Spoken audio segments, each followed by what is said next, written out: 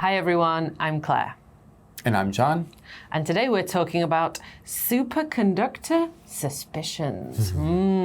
Some strange and suspicious developments in the area of superconductors this very year. But before we look into the details of the suspicious circumstances, let's talk about, some science/engineering in general. So, very general for the first question. John, very general. What has been the most promising scientific discovery this year? Well, I actually did have an answer, and then I realized about 3 seconds ago it's not this year. It was a couple years ago, or maybe 3 years ago, when Korea was the first one to sustain a fusion reaction into the point where it actually made a little bit of energy. But that was a few years ago. So for this year, AI.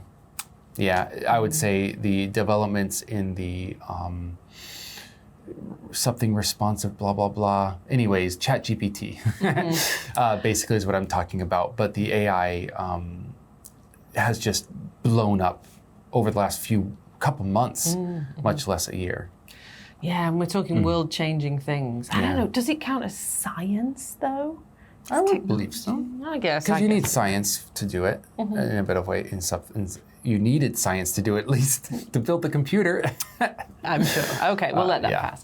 Okay, so narrowing it down in scope, what do you actually know about superconductors?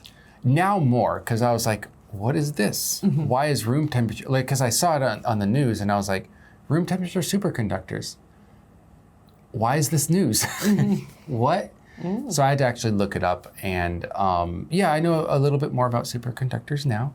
They are conductors, so that means they have electricity pass through them, and they pass through it so quickly with no heat loss or no energy loss, so that basically it can sustain an electrical flow with no waste. Now, the reason the room temperature is important is because right now they have to be cooled down to pretty much absolute zero. It's extremely large and expensive to do that, and it kind of, I don't know, makes sense for some of the technology we have, but to be widespread, it can't happen. It's too expensive, too bulky. But if it's room temperature, our phones can have them, and suddenly our phones don't have a battery life because you're 100% for a year because it doesn't waste energy, hardly any energy. I think Apple would hate that, right? They would sell something. The battery never runs out. They would sell something. They'd be like, well, you need this software patch. That's going to be $99 now. True. They'll find a way. They'll find it. Apple always finds a way to screw over its victims. On that sour note, let's try and ignore that and fall into the world of superconductors and some of the suspicious developments that have happened this year. We'll see you in part 2. Superconductor suspicions. Superconductors can conduct electricity with zero resistance, which means they could potentially revolutionize technology. The main obstacle to using them, however, is that most only function at extremely low temperatures. Researchers have been trying for decades to find higher temperature superconductors, but progress has been slow.